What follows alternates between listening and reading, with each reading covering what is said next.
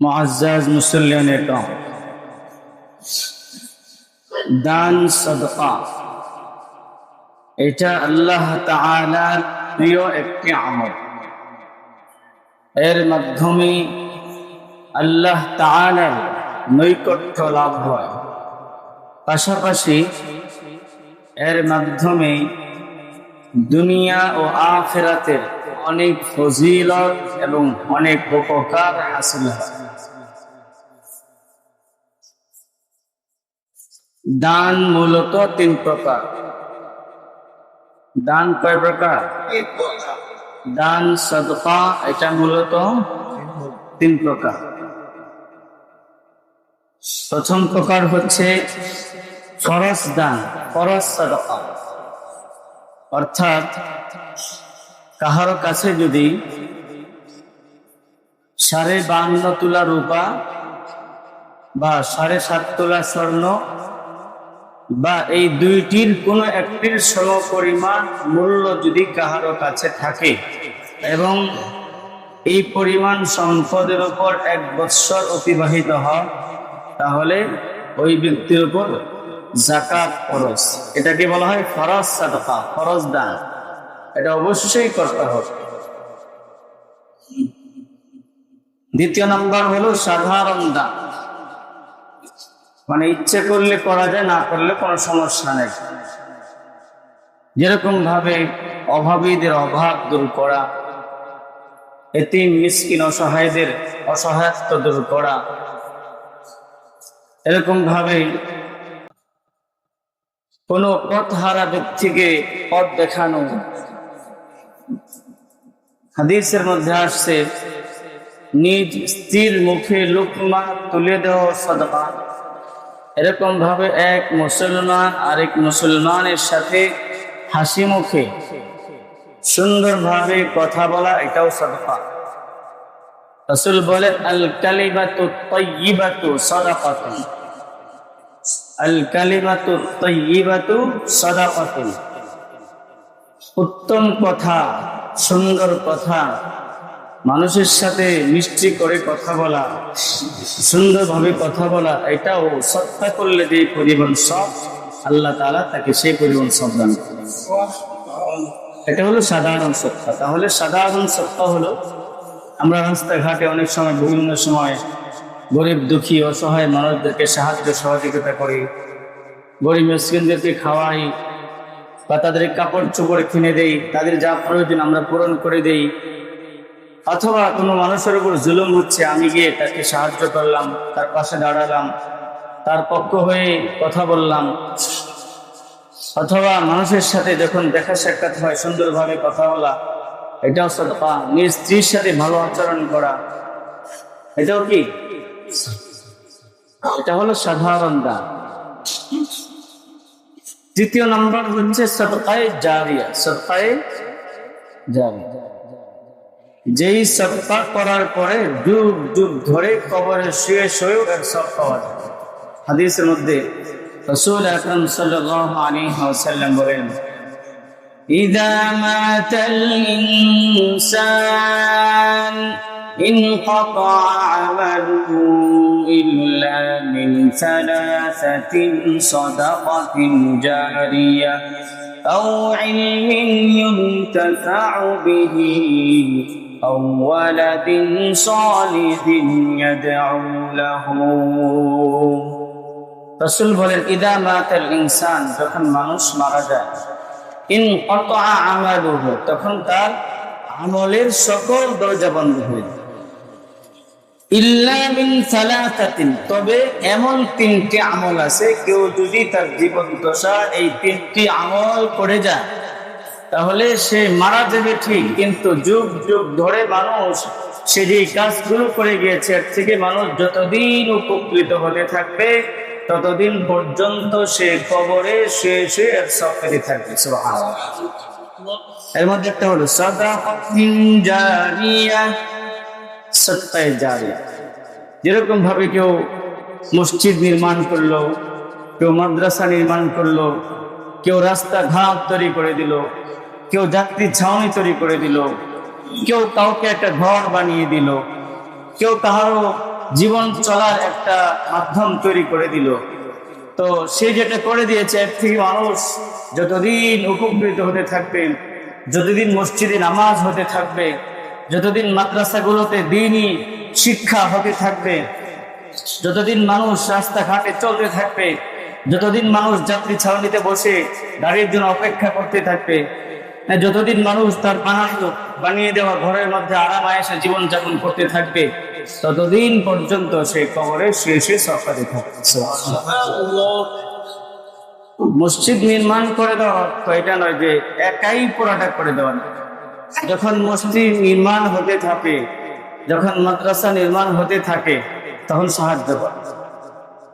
তখন কি করা? সাহায্য করা। নিজের সামর্থ্য অনুযায়ী কি করা? সাহায্য করা। তাহলে সদকায়ে জারিয়া, এক নম্বর হলো সদকায়ে জারিয়া, এমন কোন ভালো কাজ জীবন দশায় করে যাওয়া। এই ভালো কাজ থেকে মানুষ যতদিন উপকৃত হতে থাকবে, ততদিন পর্যন্ত কবরে শেষে এটার সব পেয়ে থাকবে। সুবহানাল্লাহ। দ্বিতীয় নম্বর হলো এমন জ্ঞান বিদ্যা শিখিয়ে দিয়ে যাওয়া যার মাধ্যমে মানুষ উপকৃত হতে পারে। কি হতে পারে? উপকৃত হতে পারে। যেরকম কেউ কাউকে দ্বীন শিক্ষা দিয়েছে, ইসলাম শিক্ষা দিয়েছে, কোরআনের শিক্ষা দিয়েছে, সে হাফেজ হয়েছে। ওই হাফেজ আরেকজনকে হাফেজ বানিয়েছে, ওই হাফেজ আরেকজনকে হাফেজ বানিয়েছে, ওই কোরআন শিক্ষা দানকারী আরেকজনকে শিক্ষা দিয়েছে, এবার আরেকজনকে শিক্ষা দিয়েছে। এই ধারাবাহিকতা যতদিন থাকবে, ততদিন পর্যন্ত সে কবরে শেষে সব পেতে থাকবে। কথার কথা, একজন মানুষ সে কোরআন শিখায় নাই, কিন্তু একটা ছেলে মাদ্রাসায় পড়ে, এতিম, অসহায়, গরিব, মাদ্রাসার বেতন ভাতা ঠিকমতো দেওয়ার সামর্থ্য নাই, কিন্তু একজন ধনী মানুষ, সম্পদশালী মানুষ, বা তার যতটুকু সামর্থ্য আছে, সামর্থ্য অনুযায়ী ওই মাদ্রাসার দ্বীন শিক্ষার একটা ছাত্রকে সে সাহায্য করেছে, সহযোগিতা করেছে। তার সহযোগিতার কারণে ছেলেটা মাদ্রাসায় পড়তে পড়তে হাফেজ হয়ে গেছে, আলেম হয়ে গেছে, দিনদার হয়ে গেছে। এখন এই ছেলে আবার আরেকজনকে শিক্ষা দিছে এবং আরেকজনকে শিক্ষা দিছে। এই ধারাবাহিকতা যতদিন থাকবে, যার সাহায্য সহযোগিতায় এই ছেলে দ্বীন শিখেছে, ইলম শিখেছে, দ্বীনি জ্ঞান অর্জন করেছে, ততদিন পর্যন্ত ওই সহযোগিতাকারী কবরে শেষে সপদে থাকবে। এই জন্য আমি হাফেজ নাও হতে পারে, আলেম নাও হতে পারে, সাহায্য তো করতে পারি। কথা বলেন ঠিক কিনা? হাদিসে রাসূল সাল্লাল্লাহু আলাইহি ওয়াসাল্লাম বলেন, কুন আলিমান আও মুতাআল্লিমান আও মুস্তামিআন আও মুহিব্বান ওয়া লা তাকুনিল খামিসা। ও দুনিয়ার মুসলমান ইমানদার, তোমরা হয়তো আলেম না, হয়তো আলিমের কথা শ্রবণকারী হও, আর না হয়তো আলিমের ছাত্র হয়ে যাও, আর না হয়তো আলিমকে মহব্বত করে হয়ে যাও। ওয়ালা তাকুনিল খামিসা, পঞ্চম নম্বরটি হলো আলিমের বিদ্বেষ পোষণকারী হয়েও না, আলিমের সাথে হিংসা করিও না, আলিমদের ক্ষতি করিও না। কে বলেন? রাসূল সাল্লাল্লাহু আলাইহি ওয়াসাল্লাম। কারণ তোমার সাহায্য সহযোগিতায় কেউ যদি আলেম হয়ে যায়, কেউ যদি হাফেজ হয়ে যায়, দিনদার হয়ে যায়, সে যত নেক আমল করবে, সকল নেক আমলের একটা সওয়াব তুমি পাইতে থাকবে। সুবহানাল্লাহ।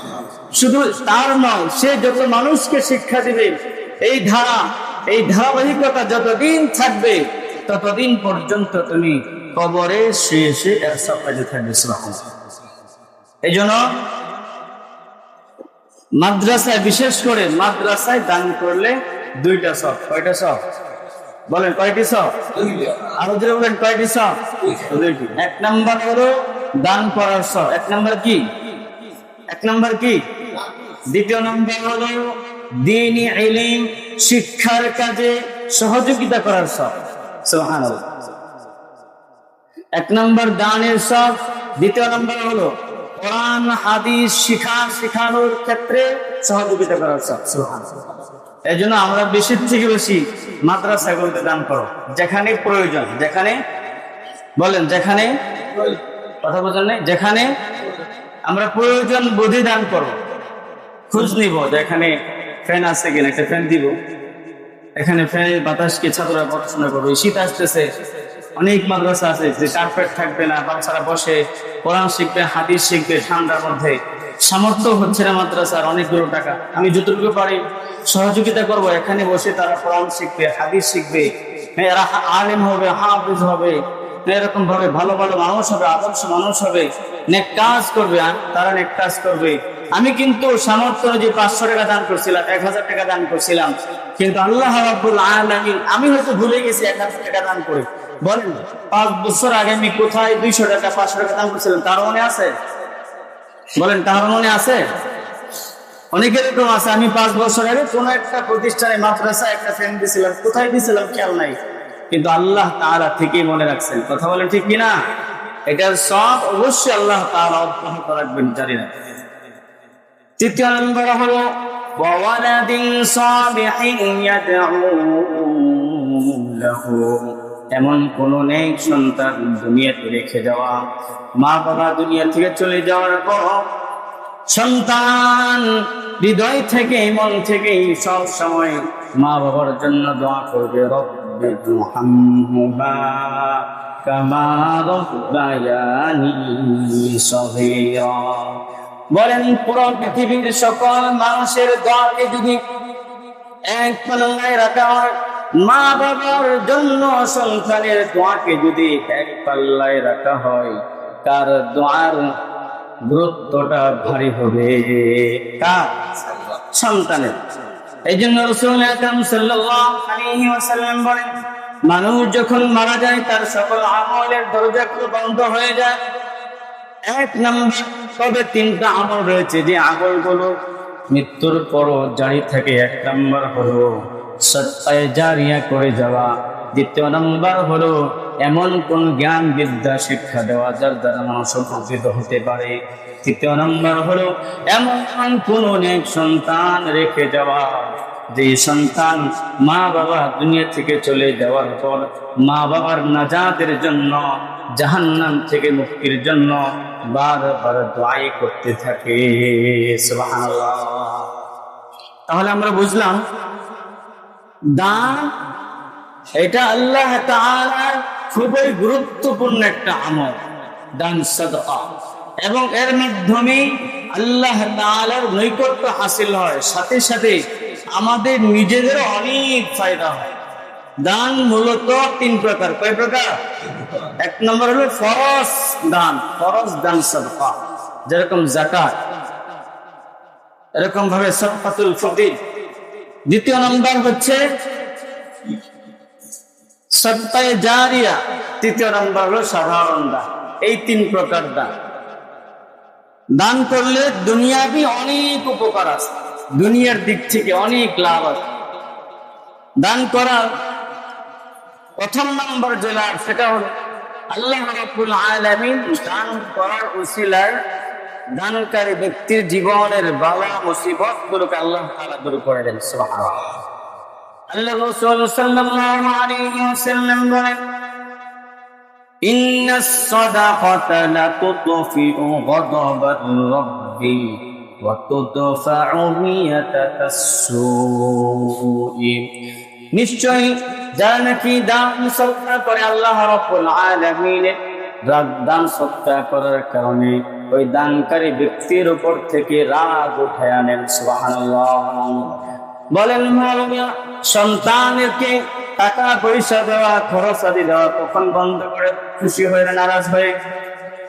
বলেন খুশি হয়ে নারাজ হয়ে? ঠিক এমনি ভাবে যখন বান্দা আল্লাহ রাব্বুল আলামিন নাফরমানি করতেই থাকে 5 ওয়াক্ত নামাজের সময় মুসল্লি মুয়াজ্জিন সাহেব ডাকতেছেন, হাইয়া আলাস সালাহ হাইয়া আলাল ফালাহ, আসো নামাজের দিকে, আসো ফলাহের দিকে। তারপর আমরা গাফিল হয়ে উদাসীন হয়ে কিসের নামাজ কিসের রোজা মন মতো জীবন যাপন করতেছি। আল্লাহ রাব্বুল আলামিন যখন দেখেন আমার বান্দা তার উপরে জীবন যাপন করতেছে, তখন আল্লাহ তাআলা বান্দার প্রতি নারাজ হয়ে অসন্তুষ্ট হয়ে তার উপর বিভিন্ন ধরনের বালা মুসিবত চাপিয়ে দেন। আল্লাহ রাসূল সাল্লাল্লাহু আলাইহি ওয়াসাল্লাম বলেন, ইন্নাস সাদাকাতা লা তুতফিউ গাদাবার রাব্বি, নিশ্চয় যারা সব সময় দান সদকা করে এর মাধ্যমে আল্লাহ তাআলার রাগ দূর হয়ে গেছে। দ্বিতীয় নম্বর হলো ওয়াতুদফাউ মিয়াতাসসুই, যারা সব সময় দান করে আল্লাহ তাআলা তাদেরকে অপমৃত্যু থেকে হেফাজত করেন। সুবহানাল্লাহ। হযরত আল্লামা তিবি রাহমাতুল্লাহ আলাইহি বলেন, অপমৃত্যু দ্বারা উদ্দেশ্য কি? অপমৃত্যু দ্বারা উদ্দেশ্য হলো আল্লাহর নবী সাল্লাল্লাহু আলাইহি ওয়াসাল্লাম যে সমস্ত মৃত্যু থেকে পানাহ চেয়েছেন, আশ্রয় চেয়েছেন, যেরকম ভাবে আগুনে পড়ে মৃত্যুবরণ করা, পানিতে ডুবে মৃত্যুবরণ করা, অ্যাক্সিডেন্ট হয়ে মৃত্যুবরণ করা, যুদ্ধের ময়দানে গিয়েছিল সেখান থেকে পলায়ন করে এসে মৃত্যুবরণ করা, এরপরে বলা হয়েছে অপমৃত্যুর আরো একটা ব্যাখ্যা হলো হঠাৎ মৃত্যুবরণ করা। কি করা? হঠাৎ হয়ে যায় না এরকম, হঠাৎ শুনে অনেক একজন স্ট্রিক করে মারা গেছে, কোনো কথা নেই বলতে নেই, আর আগের দিন চলাফেরা করতেছে, কথাবার্তা বলতেছে, সব কিছু ঠিক আছে, কিন্তু সকালে ঘুম থেকে উঠে শুনি অমুকে হঠাৎ করে স্ট্রিক করে কি করছে। বলেন, তার কোন প্রস্তুতি ছিল? সে মাফ চাওয়ার সুযোগ পেয়েছে? এই জন্য রাসূল আকরাম সাল্লাল্লাহু আলাইহি ওয়াসাল্লাম বলেন, যারা সব সময় তার সামর্থ্য অনুযায়ী যেখানে দান করা যায়, যেই খাতগুলোতে দান করতে আল্লাহ তাআলা বলেছেন, সেই খাতগুলোতে সে দান করতে থাকে, এর দ্বারা আল্লাহ রাব্বুল আলামিনের এক নম্বর হলো রাগ দূর হয়, দ্বিতীয় নম্বর হলো আল্লাহ তাআলা তাকে অপমৃত্যু থেকে হেফাজত করেন। সুবহানাল্লাহ। অর্থাৎ আগুনে পড়ে মৃত্যুবরণ করা, পানিতে ডুবে মৃত্যুবরণ করা, যুদ্ধের ময়দান থেকে পালিয়ে এসে মৃত্যুবরণ করা, হঠাৎ মৃত্যু থেকে আল্লাহ তাআলা কি করেন? হেফাজত করেন। এটা হলো দান সদকার এক নম্বর লাভ। আল্লাহ তাআলার রূপ হয়, আল্লাহ তাআলার রাগ দূর হয়, আর দ্বিতীয় নম্বর কি? অপমৃত্যু থেকে আল্লাহ তাআলা কি করেন? হেফাজত করেন। দ্বিতীয় নম্বর হলো যারা সব সময় দান সদকা করে আল্লাহ তাআলা তাদের মালের মধ্যে বরকত দান করেন। আল্লাহ তাআলা বলেন, ইয়ামহাকুল্লাহুর রিবা ওয়া ইউরবিস সাদাকাত। আল্লাহ তাআলা বলেন, সুদকে আল্লাহ তাআলা মোচন করে দেন, এবং যারা দান সদকা করে আল্লাহ তাআলা তাদের মালের মধ্যে বরকত দান করেন। সুবহানাল্লাহ। বিশ্বনবী রাসূলুল্লাহ সাল্লাল্লাহু আলাইহি ওয়াসাল্লাম বলেন, মা নাকাসাত সাদকাতুন মিন মালিন, যারা কি দান সদকা সব সময় করে আল্লাহ তাআলা তাদের মালকে কমিয়ে দেন না। কি করেন না? অন্য হাদিসে আল্লাহর নবী সাল্লাল্লাহু আলাইহি ওয়াসাল্লাম বলেন, ক্বালা আল্লাহু আনফিক ইয়া ইবনা আদম উনফিক আলাইকা। আল্লাহর রাসূল সাল্লাল্লাহু আলাইহি ওয়াসাল্লাম বলেন, আল্লাহ তাআলা বান্দাকে সম্বোধন করে বলেন, আনফিক ইয়া ইবনা আদম, হে ইবনে বনি আদম, তুমি বেশি বেশি আমার রাস্তায় দান করো, তাহলে আমিও তোমাকে দান করব। সুবহানাল্লাহ। কি করব? তুমি দান করো, আমিও কি করব? দান করব। তাহলে মাল বাড়া, মাল বৃদ্ধি পাওয়ার, মালের মধ্যে বরকত হওয়ার অন্যতম মাধ্যম হচ্ছে কি করা? দান সদকা। কি করা? দান সদকা। তৃতীয় নম্বর হলো দান সদকা করলে অন্তর নরম হয়। কি হয়? যাদের দিলগুলো অনেক শক্ত, দান করলে তাদের দিল কি হয়? নরম হয়। রাসূল আকরাম সাল্লাল্লাহু আলাইহি ওয়াসাল্লাম বলেন, কেউ যদি চায় তার দিলগুলো নরম হোক, সেজন্য অসহায়দেরকে খাবার খাওয়ায় আর এতিমদের মাথায় হাত বুলায়, তাহলে তার দিলগুলো কি হবে? কি হবে? নরম হবে। চতুর্থ নম্বর লাভ হলো যারা দান সদকা করে, দান সদকার মাধ্যমে আল্লাহ রাব্বুল আলামিন রোগ বিরোগ দূর করে দেন। সুবহানাল্লাহ। আল্লাহর রাসূল সাল্লাল্লাহু আলাইহি ওয়াসাল্লাম বলেন, দাউ মারদাকুম, দাউ মারদাকুম, তোমাদের মধ্যে যারা অসুস্থ আছে তাদেরকে দান সৎকার মাধ্যমে কি করো? সুস্থতা দান করো। তাহলে বোঝা গেল অসুখ বিসুখ হলে কি করা? দান সৎকার। এটা আমার কথা, রাসূলের কথা। আর রাসূল কি নিজের থেকে বলেছেন, আল্লাহ বলে দিয়েছেন? বলেন, রাসূল কি নিজে থেকে কিছু বলছেন নাকি আল্লাহ বলেছেন? আল্লাহ তাআলা বলেছেন। এজন্য রাসূল সাল্লাল্লাহু আলাইহি ওয়াসাল্লাম বলেন, যদি কখনো কেউ অসুস্থ হয়ে যায়, সে তার সামর্থ্য হলে কিছু দান করবে। দাউ মারদাকুম, অসুস্থ হয়ে গেলেই তোমরা কিছু দান করো। এই দানের রাসূল আল্লাহ তাআলা তোমাকে সুস্থ করে দিবেন। সুবহানাল্লাহ। আর আমরা তো সুস্থ হয়ে গেলেই প্রথমে ডাক্তারের কাছে চলে যাই। আগে দেখি না একটু দান সৎকার করে আল্লাহ তাআলা কি করেন, মাফ করেন কিনা, অসুস্থ দান করেন কিনা। পঞ্চম নম্বর লাভ হলো দানের মাধ্যমে আল্লাহ রাব্বুল আলামিন গুনাহ মাফ করে দেন। আল্লাহ বলেন, ইন তুবদুস সাদাকাতি ফানি'মাহি ওয়া ইন তুখফুহা ওয়া তু'তুহা আল-ফুকারা ওয়া ইউকাফিরু আনকুম সাইয়্যাতিকুম। আল্লাহ বলতেছেন, যদি তোমাদের মধ্যে কেউ প্রকাশ্যে দান করে সেটাও ভালো, আর কেউ যদি গোপনে দান করে সেটা হলো আরো ভালো। প্রকাশ্য দান করা এটাও কি ভালো, আর কেউ যদি গোপনে দান করে সেটা কি আরে ভালো। কেউ যদি প্রকাশ্যে দান করে অথবা কি অপ্রকাশ্যে দান করে, গোপনে দান করে, আল্লাহ বলেন ওয়ায়ুকাফিরু আনকুম সাইয়্যাতিকুম, এই দান করার কারণে আল্লাহ তাআলা তোমাদের জীবনের অনেক গুনাহগুলোকে মাফ করে দিবেন। সুবহানাল্লাহ। তাহলে দান সৎকার মাধ্যমে কি হয়? গুনাহ মাফ হয়। 6 নম্বর লাভ হলো দান সৎকার মাধ্যমে আল্লাহ রাব্বুল আলামিন নিরাপত্তার জীবন দান করেন। আল্লাহ বলেন, আল্লাযীনা ينفقون أموالهم بالليل والنهار سرا وعلانية فلهم أجرهم عند ربهم ولا خوف عليهم ولا هم يحزنون।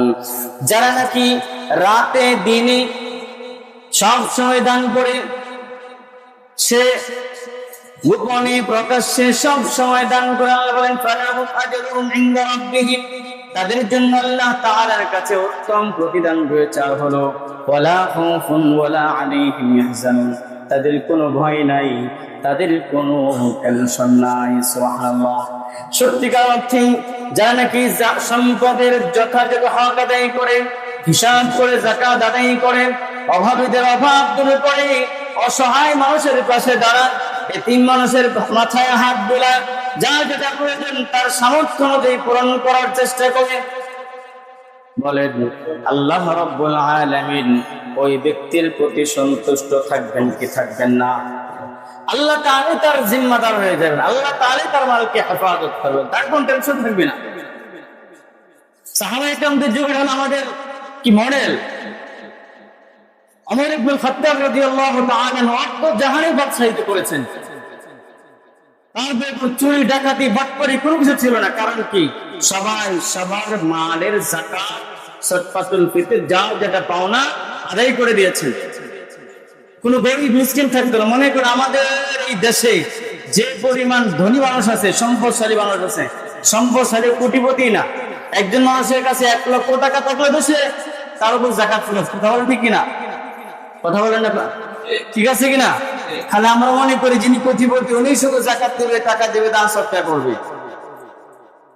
যার কাছে 70-80 হাজার টাকা থাকে, তার কোন ঋণ টিন কিছুই থাকে না, ওই ব্যক্তির উপর যাকাত ফরজ কি ফরজ না? বলেন, প্রতিটা মানুষ যদি তার সম্পদের যথাযথ হিসাব করে যাকাত আদায় করত, গরিব মিসকিনরা যদি তার পাওনা ঠিক মতো পায়ে যেত, তাহলে এই সমাজে দেশে কোনো গরিব থাকতো? এখন একজন মানুষের অভাব নাই, কিছু নাই, বলেন সে কি চুরি করতে যাবে? আর কোনো খায় তো কোনো কাজ নাই, আর এমনি ঘরে খাওয়ার কোনো অভাব নাই, আর খাবার চুরি করতে যাবে? কি বলেন?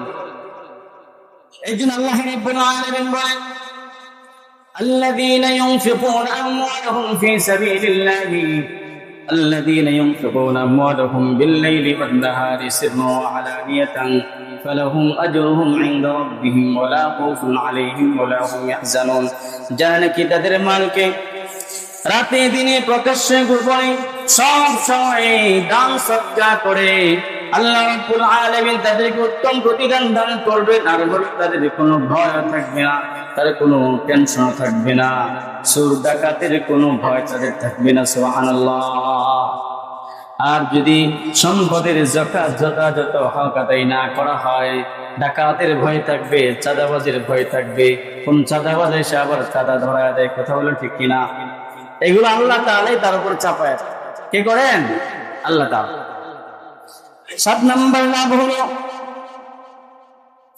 যারা দান করে আল্লাহ রাব্বুল আলামিন তাদের জীবনের মধ্যে প্রশস্ততা দান করেন আর যারা বখিল হয় কৃপণ হয় তাদের জীবনটা হয় সংকীর্ণ কথা বলেন ঠিক কিনা বলেন একজন মানুষ সমাজের সে প্রকৃত দানশীল আল্লাহর জন্য দান খায়রাত করে দান সদকা করে যার যে সমস্যা তার সামর্থ্য অনুযায়ী দূর করার চেষ্টা করে যাদেরকে সে সাহায্য সহযোগিতা করেছে বলেন মৃত্যু পর্যন্ত এই মানুষগুলো কোনোদিন তার ক্ষতি করার চেষ্টা করবে কথা করবে সবার তো তার বন্ধু হয়ে যাবে যেদিকেই যাবে সালাম আর সালাম যেদিকেই যাবে সম্মান আর সম্মান যেখানে যাবে মূল্যায়ন আর মূল্যায়ন সুবহানাল্লাহ আর বখিল হাজার হাজার লক্ষ লক্ষ টাকা আছে কিন্তু কোনোদিন গরিব মিসকিনের খবর লয় না কোনোদিন অভাবী মানুষের অভাব দূর করার চেষ্টা করে না একজন মানুষ অসুস্থ কোনোদিন তার খোঁজও নিল না খবরও নিল না বলেন তো দেখি তার বন্ধু পারবে না কমবে সে বিপদে পড়লে সবাই এসে তার উপর তার জন্য ঝাঁপিয়ে পড়বে তাই না নাকি বলবে মোরক এটা মোরক এটা বাঁচার থেকে কি মরে যাওয়াই কি কথা বলে ঠিক কিনা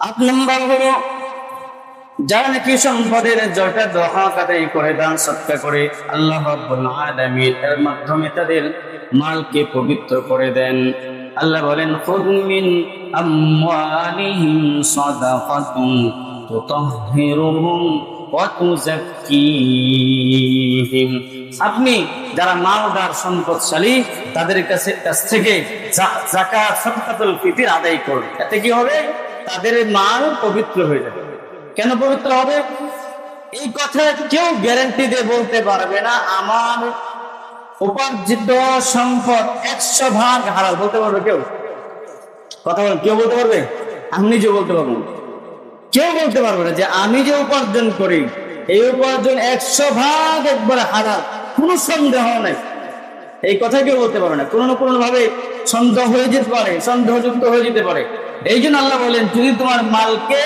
এই সন্দেহযুক্ত থেকে হেফাজত করতে চাও মুক্ত করতে চাও পবিত্র করতে চাও তাহলে সম্পদের যথাযথ হক আদায় করো যাকাত আদায় করো সাদকাতুল ফিতর আদায় করো মাঝে মাঝে সাধারণ চাল সত্যি করো গরিব মিসকিন অসহায়দের পাশে দাঁড়াও কথা বলেন ঠিক তাহলে তোমার মালের মধ্যে যে সন্দেহ তৈরি হয়েছে সমস্যা তৈরি হয়েছে এগুলো কি হয়ে যাবে দূর হয়ে যাবে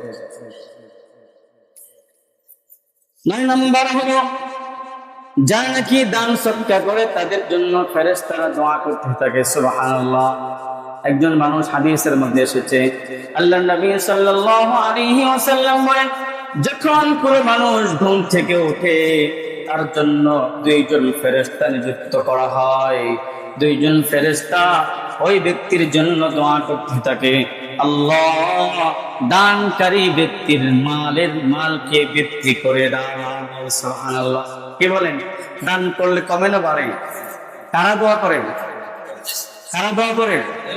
ফেরেশতার দোয়া কবুল কিনা ফেরেশতার দোয়া কবুল হয় কি হয় না এই যে অনেকে আছে না দেখা যায় মসজিদে এসি লাগবে ফ্যান লাগবে এটা লাগবে সেটা লাগবে 20,000 30,000 50,000 টাকা এটা লাগবে দিয়ে দিতেছে আল্লাহ তাআলা কোনো ভাবে তার ঘাটতি পূরণ করে দিতেছে সুবহানাল্লাহ একদিকে তিনি দান করতেছেন আর একসাথে ফেরেশতারা আপনার মসজিদের কোন হিসাবে চলেছে আল্লাহ যা দান করতেছে আল্লাহ তাদের মালের মধ্যে বরকত দিয়ে দাও আল্লাহ তাদের মাল বাড়ায় দাও আপনি দান করতেছেন এই ফেরেশতারা দোয়া করতেছে আল্লাহ ফেরেশতারা দোয়া করতেছে সুবহানাল্লাহি ওয়া বিহামদিহি আর যারা কৃপণতা করে মনে করে 10টা টাকা দিয়ে দিলে আমার পকেটে ছিল 100 টাকা 90 টাকা হয়ে যাবে, কমে যাবে। আল্লাহর রাসূল সাল্লাল্লাহু আলাইহি ওয়াসাল্লাম বলে, ওই বখিলের জন্য, ওই টিপনের জন্য ফেরেশতারা দোয়া করতে থাকে, আল্লাহ ওই বখিলের সম্পদকে নষ্ট করে দাও, ওই বখিলের সম্পদকে কি করে দাও, নষ্ট করে দাও।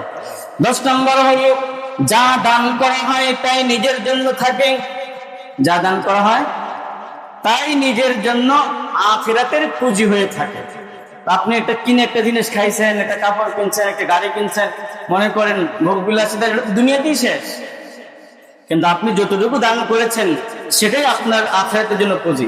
একদিন আল্লাহ নবী সাল্লাল্লাহু আলাইহি ওয়াসাল্লামের সাহাবা একরাম একটা ছাগল জবাই করলেন। ছাগল জবাই করার পরে রাসূল ঘরে কিছু পাঠালেন, গোশত হাড্ডি সব কিছু পাঠালেন, আরো কিছু পাঠালেন।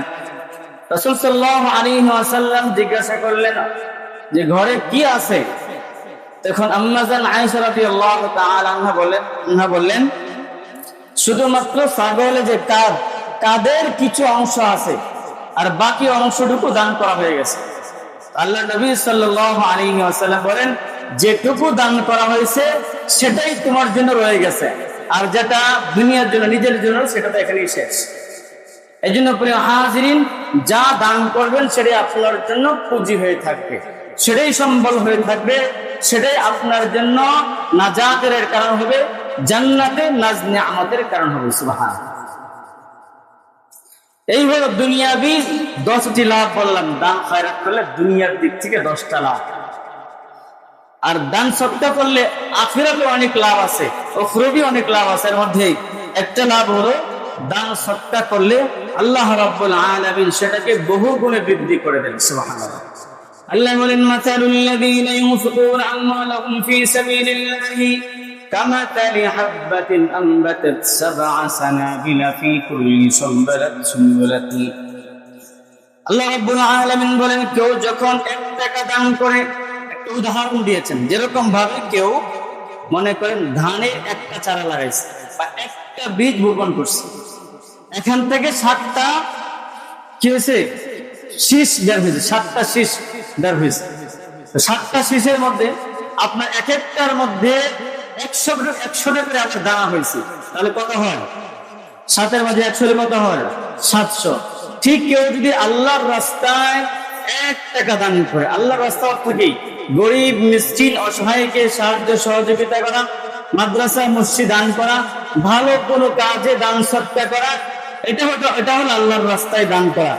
1 টাকা দান করলে আল্লাহ তাআলা তাকে 700 টাকা দান করলে যে সব, সেই পরিমাণ সব টাকা দান করে।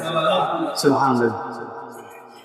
দ্বিতীয় নম্বর হলো, দান সদকা করা, এটা হলো ঈমানের দলিল। সে যে ঈমানদার, এটার দলিল হলো সে দান সদকা করে। রাসূল সাল্লাল্লাহু আলাইহি ওয়াসাল্লাম বলেন, ওয়াসসাদাকাতু বুরহানুল লিল ঈমান।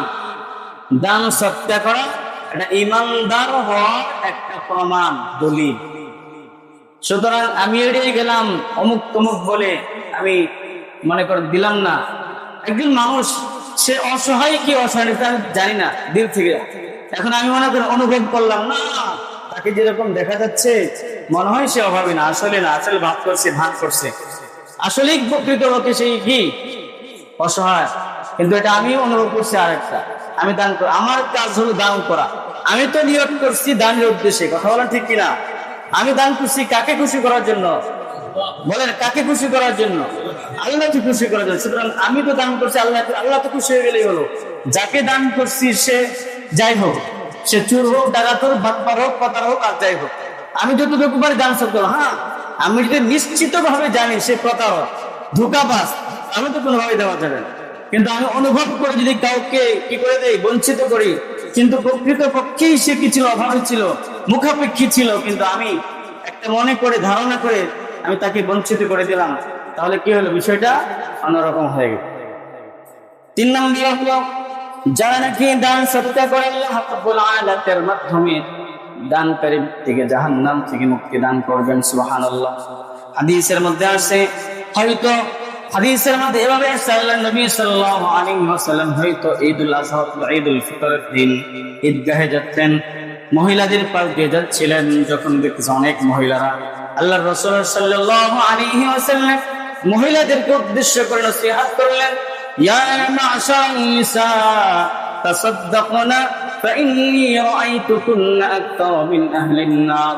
ও আমার মেয়েরা, মহিলারা, তোমরা বেশি পরিমাণে দান সদকা করো, কারণ আমি তোমাদেরকেই জাহান্নামে বেশি পরিমাণে দেখেছি। তো এক মহিলা জিজ্ঞাসা করলেন, ইয়া রাসূল, কি কারণে, আমরা কিসের কারণে মহিলারা বেশি জাহান্নামে যাবে? এক নম্বর হলো তুকসিরনাল লান, এরা বেশি করে লানত দেয়, অভিশাপ দেয়। তোর মুখ যেন না দেখি, স্বামীরও কর, বাচ্চাদের কর, যারে পাই তারাই কর, তোমার মুখ যেন না দেখি। কথা বলে কেন? বলে কি বলে না? অনেক সময় সন্তান, তোর মুখ যেন না দেখি, তোর মতো সন্তান পাইলা কেন যে দিল আল্লাহ তাআলা, এইভাবে বাজে বাজে লানত করতে থাকে।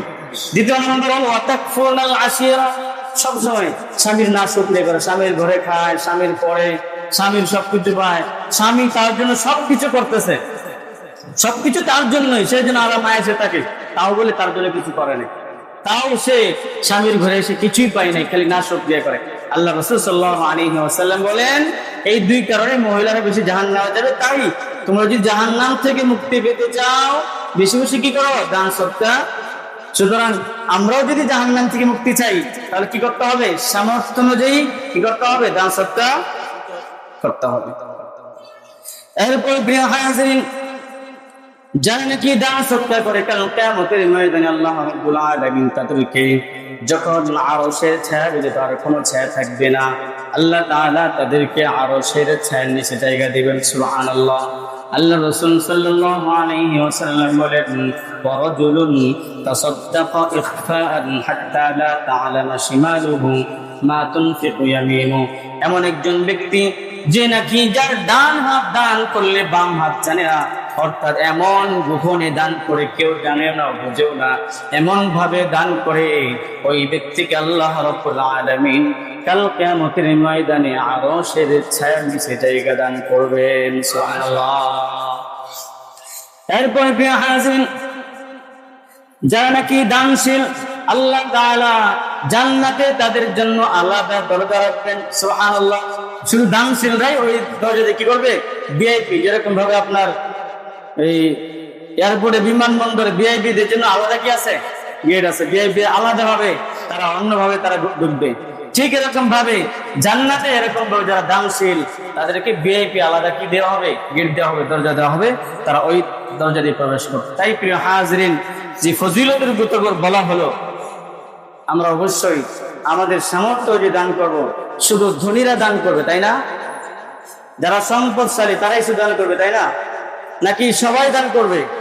সবাই সবার সামর্থ্য যে দান করবে। কারো 100 টাকা দেওয়ার সামর্থ্য সে 100 টাকাই দেবে, কারো 10 টাকা দেওয়ার সামর্থ্য সে 10 টাকা দেবে, কারো 5000 টাকা দেওয়ার সামর্থ্য সে 5000 টাকা দেবে। এই জন্য একদিন আল্লাহ নবী সাল্লাল্লাহু আলাইহি ওয়াসাল্লাম, মদিনার মধ্যে সবচেয়ে গরীব সাহাবী ছিলেন হযরত বেলাল হাবশী রাদিয়াল্লাহু তাআলা আনহু।